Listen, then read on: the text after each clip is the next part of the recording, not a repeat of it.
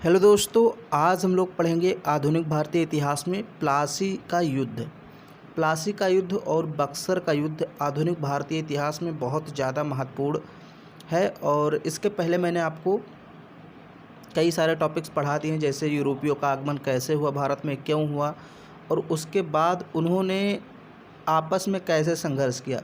पुर्तगाली, फ्रांसीसी, डच, अंग्रेजी आपस में पहले लड़े, फिर उनमें अंग्रेज कैसे आगे निकल गए, इसके बारे में मैंने आपको पहले ही बता दिया है। तो सारी वीडियोस पड़े हुए हैं, आप उनको देख लीजिए प्लेलिस्ट में। तो आज का जो हमारा टॉपिक होगा, इसमें हम लोग बात करेंगे प्लासी के युद्ध की। क्योंकि प्लासी के युद्ध से कहीं ना कहीं भारत में ब्रिटेन की शक्ति स्थापित होना शुरू हो जाती है, और आप कह सकते हैं इसके बाद जो बक्सर का युद्ध होगा उसमें एक प्रकार से बंगाल में सर्वोच्च शक्ति इनकी स्थापित हो जाती है। तो बक्सर के युद्ध के पढ़ने से पहले हमें प्लासी का युद्ध जानना होगा। पीडीएफ के रूप में मैंने ये सारी चीज़ें लिखी हुई हैं, और ये पीडीएफ आपको टेलीग्राम चैनल पर मिल भी जाएगा। सबसे पहले हम बात करते हैं प्लासी के युद्ध के कारणों की। कौन कौन से कारण थे कि प्लासी का युद्ध घटित हुआ। देखिए, जब हम कारणों की बात करते हैं तो सबसे पहला कारण इसमें आता है शाही फरमान का दुरुपयोग। अब आपको समझना पड़ेगा शाही फरमान क्या था और इसका दुरुपयोग कौन कर रहा था, क्यों कर रहा था। अब मैं पहले समझा देता हूँ, फिर पढ़ता हूँ। देखिए, शाही फरमान मुग़ल बादशाह फ़र्रुखसियर ने जारी किया था। शाही फरमान का मतलब एक प्रकार का अधिकार पत्र या आदेश था। तो शाही फरमान मुग़ल बादशाह फ़र्रुखसियर ने जारी किया था 1717 में। अंग्रेज़ों को एक आदेश दिया था, इसके तहत एक अधिकार दिया था। अधिकार ये दिया था कि अंग्रेज़ बंगाल में 3000 रुपये प्रतिवर्ष चुका करके मुक्त व्यापार कर सकते हैं। 3000 रुपये प्रतिवर्ष दे करके बंगाल में मुक्त व्यापार अंग्रेज़ कर सकते हैं, और उनको हस्ताक्षर करने का भी अधिकार दे दिया कि अगर बंगाल में कोई सामान इधर से उधर जाता है तो अगर आप उस पर हस्ताक्षर कर देंगे तो उसको कंपनी का माल मान लिया जाएगा और वो उस पर टैक्स नहीं लिया जाएगा। ये सारी चीज़ें इस शाही फरमान में की गई थी। लेकिन अब कंपनी के अधिकारी इसका दुरुपयोग करने लगे। भाई, कंपनी का माल अगर हो उस पर टैक्स ना लगे, ये तो बात सही है क्योंकि शाही फरमान में चीज़ें लिखी थी। लेकिन जो कंपनी के अधिकारी थे वो अपना निजी व्यापार भी इसी के माध्यम से करने लगे। अपने निजी माल को कंपनी का माल बता देते थे और टैक्स देने से बच जाते थे। तो इससे क्या हुआ कि जो बंगाल का नवाब था उसके राजस्व में हानि होने लगी और उसने कड़े प्रतिबंध लगाने शुरू कर दिए। तो इस कारण अंग्रेज़ों और बंगाल के नवाब सिराजुद्दौला के मध्य तनातनी बढ़ रही थी, और भी जो पहले नवाब थे उन्होंने भी नियंत्रण स्थापित करने का प्रयास किया था। आई होप आपको समझ में आया होगा। अब हम इसको एक बार देख लेते हैं। बंगाल के नवाबों एवं अंग्रेज़ों के मध्य संघर्ष का प्रमुख कारण 1717 में मुग़ल बादशाह फ़र्रुखसियर द्वारा जारी किया गया शाही फरमान था। इस फरमान द्वारा बंगाल में मात्र 3000 रुपये वार्षिक अदा करके कंपनी को उसके समस्त व्यापार में सीमा शुल्क से मुक्ति और कंपनी को इस क्षेत्र में वस्तुओं की आवाजाही पर हस्ताक्षर करने का अधिकार दे दिया गया था। कंपनी के अधिकारी इसका इस्तेमाल निजी व्यापार पर कर ना चुकाने के लिए करने लगे। वे निजी व्यापार पर इसका इस्तेमाल करने लगे और इससे वो कर देने से बच जाते थे। इससे नवाब को राजस्व हानि हुई, और एक प्रकार से इसका और दुरुपयोग करते थे। जैसे जो भारतीय व्यापारी होते थे वे टैक्स देते थे नवाब को, तो ये अंग्रेज़ क्या करते थे, भारतीय व्यापारी के माल को भी कंपनी का माल बता करके टैक्स देने से बचा लेते थे। ऐसा इसलिए करते थे क्योंकि मान लीजिए जो भारतीय व्यापारी है वो 20% टैक्स देता है नवाब को। अंग्रेज़ कहते थे कि तुम मुझे लाओ 10% दे दो उसका, और मैं तुम्हारा माल अपने कंपनी के माल से या उसके साथ में निकलवा दूंगा। तो इस प्रकार जो भारतीय व्यापारी थे इनको भी 10% का फ़ायदा मिल जाता था, और ये नवाब को 20% ना दे करके 10% कंपनी को दे देते थे, यानी कि जो कंपनी के अधिकारी होते थे उनको देते थे, और कंपनी के अधिकारी भारतीय व्यापारियों के माल को कंपनी का माल बताकर कर देने से बच जाते थे। तो ये पहला कारण था जिस कारण से जो है अंग्रेजी सेना और आप कह सकते हैं जो नवाब थे उनके मध्य संघर्ष बढ़ा। दूसरा कारण था अंग्रेज़ों और नवाब सिराजुद्दौला में तनाव। तो तनाव मैंने बताया, ये जो शाही फरमान था इसके कारण भी तनाव था और भी कई सारे मुद्दे थे। अंग्रेज़ों और सिराजुद्दौला के बीच संबंधों में तनाव चल रहा था। इसके कई कारण थे जिनमें प्रमुख थे, जैसे बंगाल का नवाब बनने पर अंग्रेज़ों ने सिराजुद्दौला को कोई उपहार नहीं भेजा था। जब अलीवर्दी खां की मृत्यु के बाद सिराजुद्दौला नवाब बना तो अंग्रेज़ों ने कोई उपहार नहीं भेजा। इससे क्या हुआ, सिराजुद्दौला नाराज़ हो गया। उसे लगा कि अंग्रेज़ हमारी रिस्पेक्ट नहीं करते, हमारा सम्मान नहीं करते। तो इससे कहीं ना कहीं जो है विवाद की स्थिति उत्पन्न हुई। अंग्रेज़ नवाब के विद्रोहियों को सहायता व शरण देते थे। अब ये भी एक कारण था अंग्रेज़ों और नवाब सिराजुद्दौला के बीच तनाव का। जैसे सिराजुद्दौला के राज्य से भागे हुए जो भी विद्रोही जाते थे कहीं, उनको अंग्रेज़ शरण देते थे, सहायता देते थे। तो नवाब गुस्सा हो गया। उसने कहा कि जो हमारे राज्य से भगौड़े हैं, विद्रोही हैं, तुम उनको शरण देते हो, उनको सहायता देते हो। तो इससे भी विवाद की स्थिति बन गई। नवाब ने अंग्रेज़ों के व्यापार पर काफ़ी प्रतिबंध भी लगा दिया था। नवाब ने, मैंने आपको बताया कि जब शाही फरमान का दुरुपयोग करने लगे तो इससे क्या हुआ कि नवाब ने अंग्रेज़ों के व्यापार पर बहुत सारे कठोर प्रतिबंध लगा दिए थे। तो इस कारण भी तनातनी चल रही थी। तो ये भी एक कारण था। इसके बाद है अंग्रेज़ों द्वारा किलेबंदी किया जाना, ये भी एक कारण था। इस समय अंग्रेज़ों और फ्रांसीसियों ने कलकत्ता तथा कासिम बाज़ार की किलेबंदी प्रारंभ कर दी। सिराजुद्दौला ने इसका विरोध किया तो फ्रांसीसी तो नवाब के आदेश को मान गए, परंतु अंग्रेज़ों ने उसकी परवाह न करते हुए किलेबंदी जारी रखा, जिससे नवाब नाराज़ हो गया। अब किलेबंदी फ्रांसीसी भी कर रहे थे, अंग्रेज़ भी कर रहे थे। लेकिन जब नवाब सिराजुद्दौला ने विरोध किया तो फ्रांसीसी तो मान गए। उन्होंने कहा ठीक, हम नहीं करेंगे किलेबंदी कासिम बाज़ार की। लेकिन जो अंग्रेज़ थे वो कलकत्ते की किलेबंदी करना जारी रखे।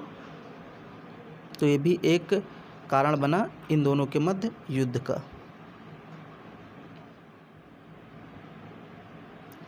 फिर है चौथा, कासिम बाज़ार व कलकत्ता पर अधिकार।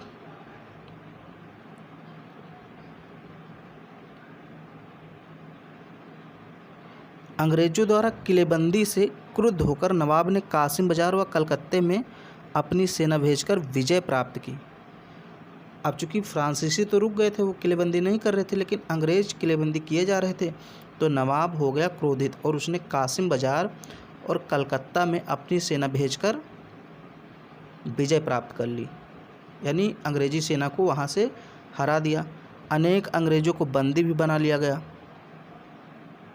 अब यहाँ एक घटना घटित होती है, आपने सुना होगा कि जब वो कलकत्ते के किले पर आक्रमण करता है यानी सिराजुद्दौला की सेना, तो एक घटना घटित होती है जिसको हम लोग ब्लैक होल के नाम से जानते हैं।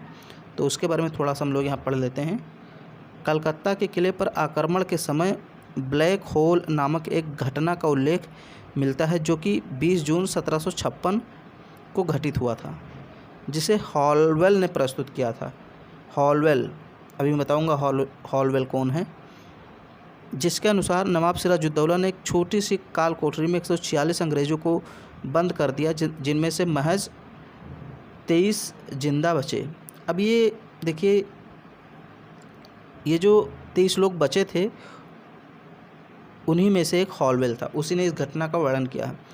कहा जाता है कि मतलब एक काल कोठरी थी, बहुत छोटी सी काल कोठरी थी और जून का महीना था, बहुत ज़्यादा गर्मी पड़ रही थी और सिराजुद्दौला ने उसमें 146 अंग्रेज़ों को बंद कर दिया ठूस ठूस कर, और सुबह देखा गया तो फिर 23 लोग ही जिंदा बचे। तो ये घटना ब्लैक होल की घटना कहलाती है।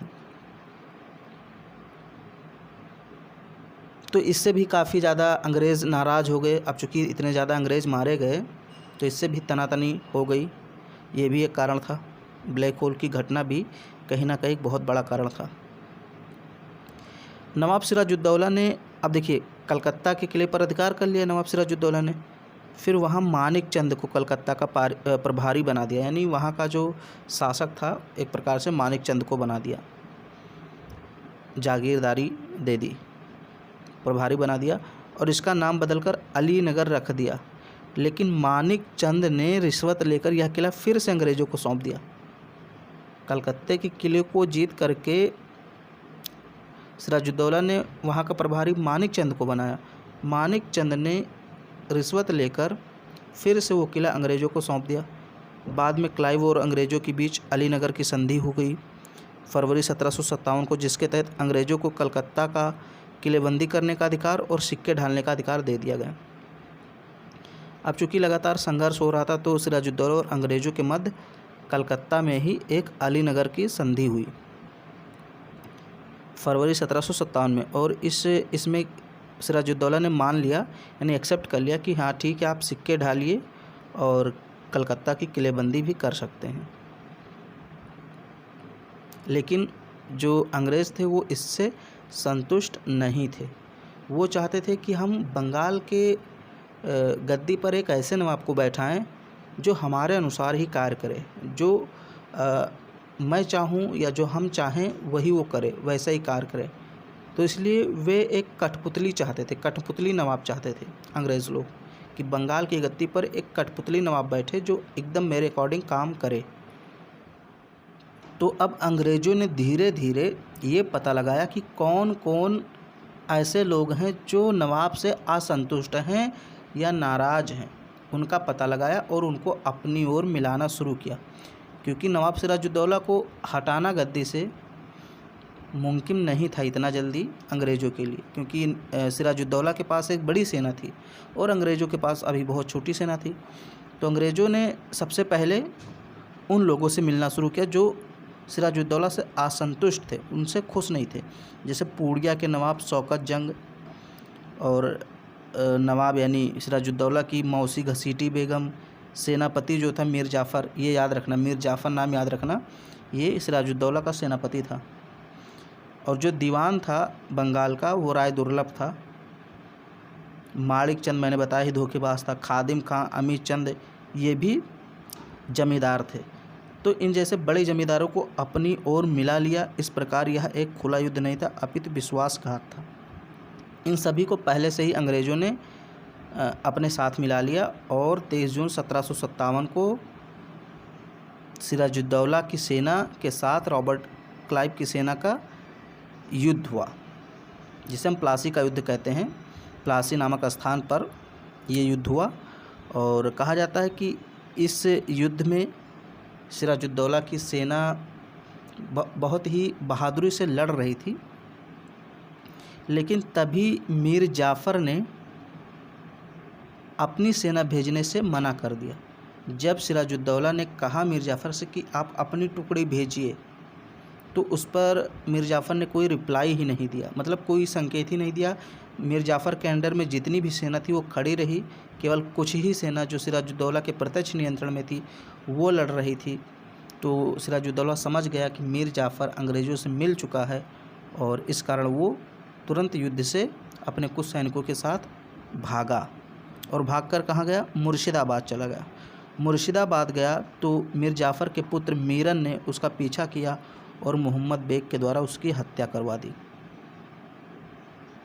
तो युद्ध में सिराजुद्दौला की हार हुई। हारने के बाद वह भागकर मुर्शिदाबाद चला गया, जहां मीर जाफ़र के पुत्र मीरन ने मोहम्मद बेग के द्वारा उसकी हत्या करवा दी। तो इस प्रकार ये जो प्लासी का युद्ध हुआ ये समाप्त हो गया। कब हुआ था? 1757 में 23 जून को। किसके किसके बीच? अंग्रेज़ों की सेना, यानी कि जिसका नेतृत्व रॉबर्ट क्लाइव कर रहा था, अंग्रेज़ी सेना का नेतृत्व रॉबर्ट क्लाइव कर रहा था, और जो बंगाल का नवाब था सिराजुद्दौला, उसकी सेना के बीच ये युद्ध हुआ। युद्ध में नवाब सिराजुद्दौला हार गया। मैंने बताया कि आपको ये एक विश्वासघात था, क्योंकि अंग्रेज़ों ने पहले ही उन सारे लोगों को अपने पक्ष में कर लिया था जो नवाब सिराजुद्दौला के नीतियों से असंतुष्ट थे, उनसे नाराज़ थे, उन सभी को अपनी ओर मिला लिया। तो एक प्रकार से यह एक विश्वासघात था। अब अगर हम इस युद्ध के महत्व की बात करें और परिणाम की बात करें तो इसमें कौन कौन से इसके परिणाम निकलते हैं, देखिए। युद्ध में अंग्रेज विजयी हुए और परोक्ष रूप से, परोक्ष मतलब अप्रत्यक्ष रूप से, भारत में अंग्रेजी सत्ता का उदय हुआ। कहीं ना कहीं छोटे पैमाने पर ही, लेकिन अब धीरे धीरे ब्रिटिश शक्ति स्थापित होनी शुरू हो गई।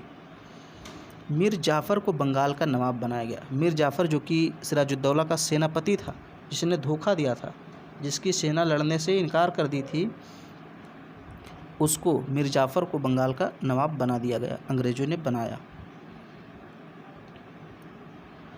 भारत में फ्रांसीसियों की शक्ति पूर्णतः समाप्त हो गई। क्योंकि मैंने बताया था कि सिराजुद्दौला ने पहले से उनको किलेबंदी करने से रोक दिया था, और अब तो अंग्रेज़ कलकत्ते, कासिम बाज़ार यहाँ सब अधिकार कर लिए, तो अंग्रेज़ों की शक्ति स्थापित हुई, फ्रांसीसियों की शक्ति पूर्णतः समाप्त हो गई।